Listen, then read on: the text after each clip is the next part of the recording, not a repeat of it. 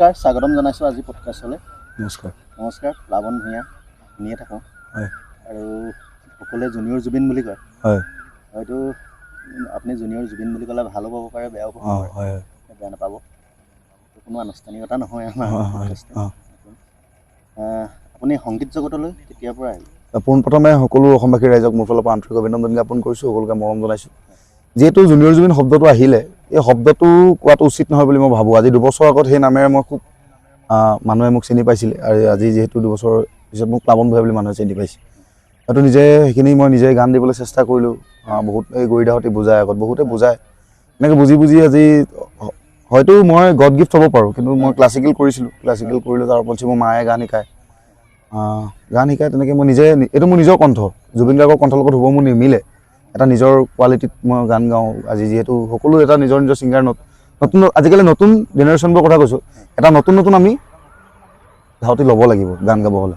কিন্তু যদি আমি এটা হেৰি নলওঁ বা কিবা গানৰ বিষয়ে যদি আমি নাজানো, হয়তো বেলেগৰ গান গাই কপি কৰি একো লাভ নাই আজি জীৱনটোত। কথা তেনেকুৱা। জুবিন গাৰ্গক মই ভাল পাওঁ, বহুত ভাল পাওঁ। তেওঁক ওচৰৰ পৰা লগ পাইছোঁ, তেওঁৰ লগত চিনেমাত চিকাৰত কাম কৰিছোঁ। এতিয়া ৰৈ ৰৈ বিনালে আহি আছে, তেওঁৰ ভাইমন দাৰো এইবাৰ ইমান ধুনীয়া ধুনীয়া চিনেমা কৰে। দাদাকতো মই সাংঘাতিকভাৱে ভাল পাওঁ, তেওঁক ভগৱান হিচাপে মই মানো গানৰ জগতত। আৰু আচলতে প্ৰথম অনুষ্ঠানৰ কথা ক'লে আপুনি। প্ৰথম অনুষ্ঠান মই ক্লাছ 7ৰ পৰা কৰিছোঁ। ক্লাছ 7ৰ পৰা অনুষ্ঠান আৰম্ভ কৰিছোঁ। যিহেতু প্ৰথম অনুষ্ঠান কৰিছিলোঁ মই ষ্টেচন চাৰিআলিত, মেডাম মেফি আছিলে তেতিয়া। মই প্ৰথম ষ্টেজত পাইছিলোঁ আপোনাৰ 51 টকা। সেই পইচা এতিয়া মোৰ ঘৰত এতিয়াও আছে। সেই মই প্ৰতিটো পডকাষ্টত এই কথাটো কওঁ, প্ৰথম অনুষ্ঠান তেনেকৈ কৰিছোঁ।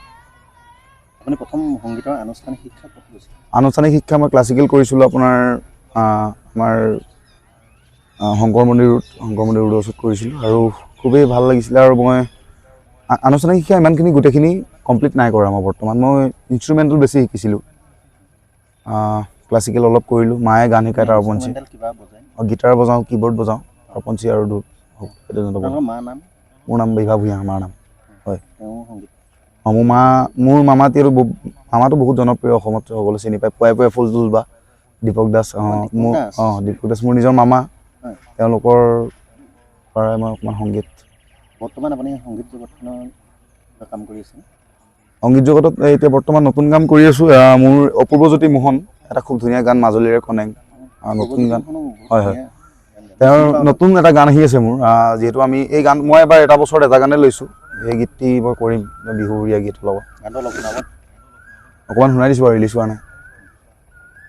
চাইনো চাই থাকিলে নালাগে আমনি, মাজুলীৰে মোৰে মৰমী, প্ৰথম চিনাকিতেই থিতাপিলাহি, বুকুৰ মাজতে মোৰ মৰমী।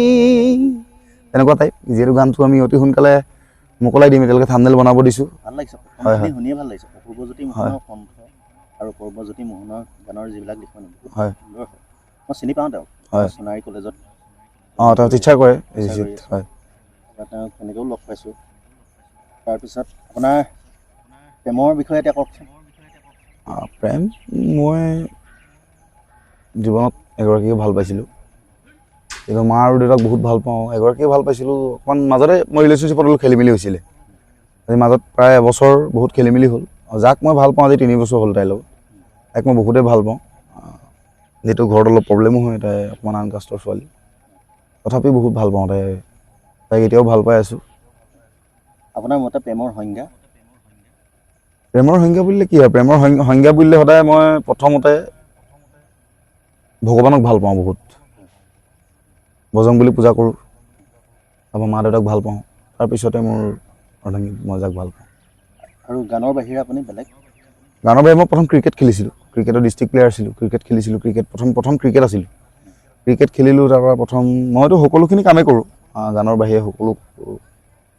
যিহেতু মই এতিয়া পঢ়িও আছোঁ CA, মই কমাৰ্চ কলেজত এইবাৰ 3rd ছেমিষ্টাৰ কৰি আছোঁ BCom, আৰু আপোনাৰ এনেকৈ CA কৰি আছোঁ অনলাইন।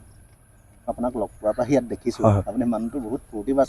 মই সদায় ফ্ৰী থাকোঁ, আৰু মই সদায় মানুহটো সদায় পজিটিভ, আৰু গছত উঠিছে সেই মই তেনেকুৱাই অলপ অকণমান ফূৰ্তিত থাকোঁ। আৰু মই বিশেষকৈ যিমান পইচা পাওঁ সদায় দুখীয়া মানুহৰ লগত থাকি ভাল পাওঁ, যাৰ একো নাই, ঘৰ বাৰী নাই। মই তেওঁলোকৰ লগত ভাত এসাঁজ খাই ভাল পাওঁ, ৰাস্তা কিনাৰতে হওক বা ক'তে হওক।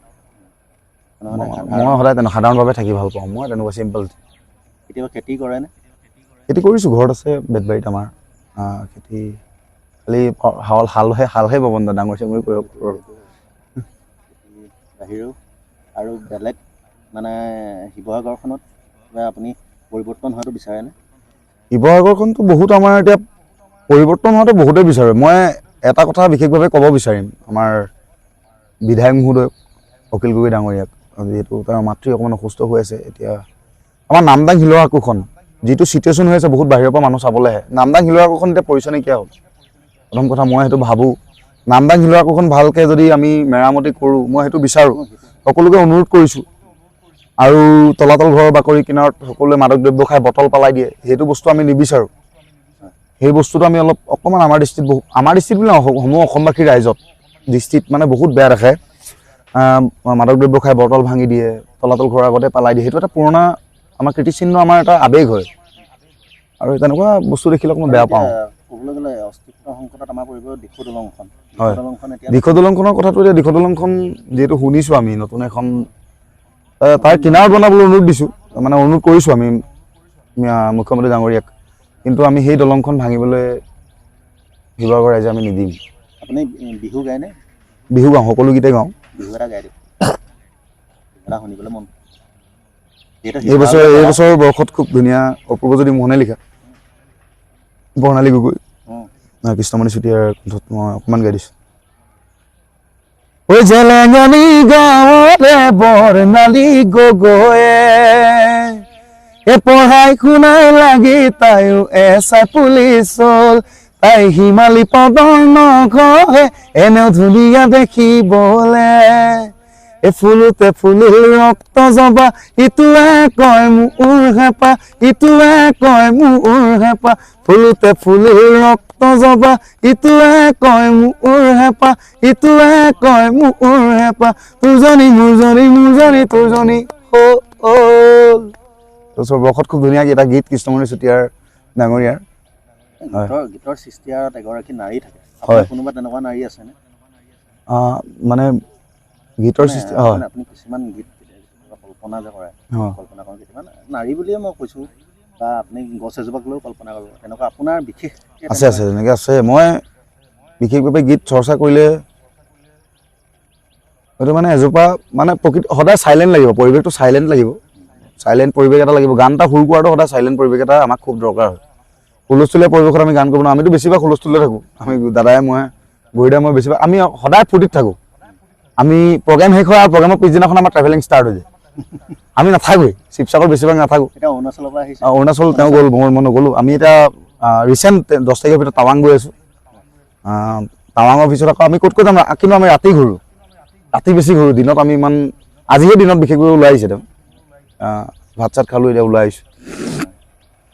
ৰাতি ঘূৰি ভাল লাগে। আৰু ঠিক তেনেকৈ আমি বিভিন্ন ঠাইত গ'লে মানে আমি কিছুমান বস্তু আয়ত্ব কৰিব পাৰোঁ, কথাটো তেনেকুৱা। কেতিয়াবা আপুনি এই সংগীত জগতখনলৈ আহোঁতে কেতিয়াবা বাধা সৃষ্টি হৈছিলেনে? বহুখিনি আছে, বহুত বাধা আছিলে।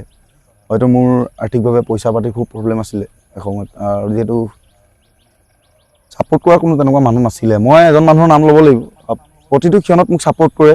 তপন চুতীয়া বুলি কয়, তেওঁ ঘৰ আপোনাৰ, তেওঁ আমাৰ ৰৌদ্ৰগড় ITI কলেজৰ প্ৰিন্সিপাল, এইখন কাজিৰঙা ITI। তেওঁক মই বহুত ভাল পাওঁ, তেওঁ মোক বিশেষভাৱে বহুত সহায় কৰি দিছে জীৱনত। এতিয়া গানৰ ক্ষেত্ৰত কিছুমান নোটৰ কথা ক'ব গ'লে মোক এই গৰিদাহঁতে বহুতখিনি তেওঁলোকে শিকায়। তেওঁলোকতো আমাতকৈ বহুত জ্যেষ্ঠ, আমাতকৈ আগতে ক্লাছিকেল কৰি আহিছে, আমাতকৈ বহুখিনি তেওঁলোকে জানে।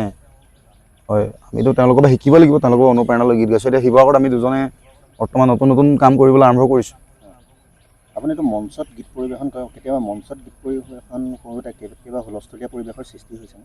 হুলস্থুলীয়া পৰিৱেশত তেনেকুৱা আজিলৈকে মই বেয়া চিটুৱেশ্যন, কমিটিয়ে পইচা নিদিয়ে, পইচা নিদিয়া প্ৰব্লেমটো আজি মই বিশেষভাৱে 5খনমান মঞ্চত মোৰ তেনেকুৱা হৈছে। এইবছৰ কিমান প্ৰগ্ৰেম কৰিবলৈ থাকিব? এইবছৰটো আপোনাৰ মিনিমাম আপোনাৰ মই 19খন প্ৰগ্ৰেম মোৰ কেঞ্চেল হৈছে, তাতে বিশেষকৈ 13খনমান প্ৰগ্ৰেম কৰিছোঁ। আপোনালোকতো আগৰ ছিজনটোত হয়, বেছি সেইখিনি প্ৰগ্ৰেম এবাৰ খুবেই বেয়া ছিজন এটা গ'ল আমাৰ। তাৰপিছত আৰু এটা প্ৰশ্ন কৰিব বিচাৰিছোঁ, এজন গায়ক আৰু মাদক দ্ৰব্য, হয়, ইয়াৰ মাজৰ পাৰ্থক্যটো ক'ব নেকি? আচলতে এইটো অকণমান, এতিয়া মাদক দ্ৰব্যটো মানুহে ভাল কাৰণটো খাব পাৰে, বেয়া কাৰণটো খাব পাৰে। আজিকালি মানে কয় কিছুমানে ফূৰ্তিত খায়, বহুত শিল্পী আছে মাদক দ্ৰব্য সেৱন কৰে বুলি কয়, সেইটো ভালকৈ ল'ব পাৰিলে ভাল আৰু আচলতে মদটো ইমান বেয়া বস্তু নহয় বুলি ভাবোঁ আৰু মদটো ভালকৈ খাব পাৰিলে ভাল আৰু মদটো খালে আমি কিছুমান কথা বহুত আয়ত্ব কৰিব পাৰোঁ মদটো যদি আমি খাওঁ মদ কিছুমানে খায় বেয়াভাৱে খায় কিছুমানে মদ খাই দিয়াৰ পিছত কাৰোবাৰ আৰুৱা বেয়া হৈ যায় কাৰোবাৰ কিছুমানৰ ব্ৰেইন কাৰোবাক কিছুমান মানে কাজিয়া লাগিব বিচাৰে সেইটো বস্তু আমাৰ নাই এবছৰৰ আগত সেই বস্তুটো মোৰ তেনেকুৱা আছিলে উগ্ৰতা স্বভাৱ খাই দিলে অকণমান মানে শ্বৰ্ট টেম্পাৰ কিন্তু এই বস্তুটো এতিয়া মই মেডিটেশ্যন কৰাৰ পৰা অকণমান নাইকিয়া হ'ল মেডিটেশ্যন কৰে অঁ অকণমান শেষত এতিয়া শেষলৈ আহিছোঁ হয় শেষত নৱপ্ৰজন্মক কি ক'ব নতুন প্ৰজন্ম আহিছে যিহেতু মই এটা কথা অনুৰোধ কৰিম আজিকালি নতুন নতুন ল'ৰা খুব স্পীডত বাইক চলায় তেওঁলোকক অনুৰোধ কৰিছোঁ যে ভালকৈ বাইক চলাওক আৰু বেয়া বস্তু নাখাই মেলি বাইক চলাওক মই সেইটোৱে বিচাৰোঁ সদায় আৰু বহুত এক্সিডেণ্ট হৈছে বহুত আমি ৰোড এক্সিডেণ্ট দেখিব পোৱা গৈছে আমাৰ ডিষ্ট্ৰিক্টত হয়নে মই অসমবাসী ৰাইজক আৰু মুখ্যমন্ত্ৰী ডাঙৰীয়াকো কৈছোঁ সোনকালে আমাৰ 4 লেনটো ভালকৈ বনাই দিয়ক অসমত যিমান 4 লেন আছে যিহেতু আমাৰ গৌৰীসাগৰত আজি বেছি দিন হোৱা নাই 11 বছৰীয়া এটা কিশোৰী আমাৰ মাজৰ পৰা হেৰাই গৈছে 4 লেনৰ ৰাস্তাৰ কামৰ কাৰণে আমি সেইখিনি অনুৰোধ কৰিছোঁ আমাৰ বিধায়ক ডাঙৰীয়াকো আমি অনুৰোধ কৰি কৈছোঁ অতি সোনকালে আমি যাতে ৰাস্তাখিনি বনাই দিব পাৰে তেওঁলোকে তাকে আজি আপোনাক ধন্যবাদ জনালোঁ আমাৰ এই অনুষ্ঠানটোলৈ অহাৰ বাবে আকৌ মই বিশেষভাৱে প্ৰিপেয়াৰ নাছিলোঁ নহয় আমাৰ যিহেতু অনুষ্ঠানটো আজি প্ৰথম কৰিছোঁ থেংক ইউ সকলোকে পুনৰবাৰ মৰম জনাইছোঁ তেওঁলোকৰ চেনেলটো আপোনালোকে ছাবস্ক্ৰাইব কৰি দিব মৰম জনাব তেওঁলোকক নতুন উঠি আহিছে তেওঁলোক নতুনকৈ এটা চেনেল তেওঁলোকে খুলিছে অতি সোনকালে তেওঁলোকক মৰম দিব সকলোৱে এটা খুব ধুনীয়া কামত আগবাঢ়ি আহিছে সকলোকে মৰম জনাই সামৰণি মাৰিছোঁ থেংক ইউ